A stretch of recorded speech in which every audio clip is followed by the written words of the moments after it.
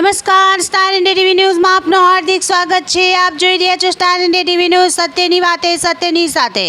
ઝાલોદમાં અવિરત વરસતા વરસાદને લઈને ચારે બાજુ પાણી જ પાણી। બસ સ્ટેશનથી દાહોદ જતા ડિવાઈડરવાળા માર્ગ ઉપર પાણીએ કબજો કર્યો।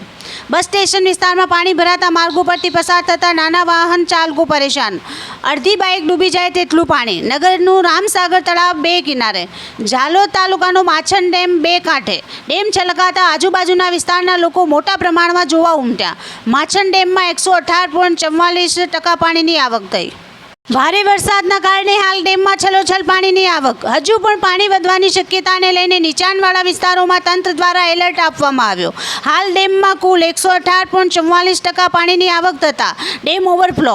ડેમની પૂર્ણ સપાટી 277.64 મીટર છે અને હાલ 278.30 મીટર પાણીની સપાટી પહોંચી। માછન ડેમમાં હાલ 13,794.99 ક્યુસેક પાણીની આવક થાય છે, તેમજ આટલું જ પાણી ઓવરફ્લો થવાના કારણે નિકાસ પણ કરાયું। ગત રોજ 277.70 મીટર સુધી પાણીની સપાટી હતી, જે આજે વધીને 278.30 મીટર સુધી પહોંચી છે। આ શક્યતાઓને ધ્યાને લઈને જિલ્લા કલેક્ટર ડૉક્ટર યોગેશ નિર્ગુણે અને ડિઝાસ્ટર શાખા મામલતદાર દ્વારા ડેમના નીચેવાસના ઝાલોદ તાલુકાના ભાનપુર, ચિત્રોડિયા, ધાવડિયા, મહુડી, માંડલીખુટા, મુનકોસલા તથા થેરકા મળી કુલ 7 ગામોને સાવચેતીના પગલાં લેવા સંબંધિત સ્થાનિક લોકોને ગ્રામ પંચાયત તેમજ તલાટી ક્રમ મંત્રી, મામલતદાર, પ્રાંત અધિકારી તેમજ તાલુકા વિકાસ અધિકારીને સૂચના આપવામાં આવી છે, તેમ મામલતદાર ડિઝાસ્ટરની એક અખબારી યાદીમાં જણાવ્યું છે। Star India TV news, Jhalod reporter Pankajbhai Pandit, જિલ્લા દાહોદ।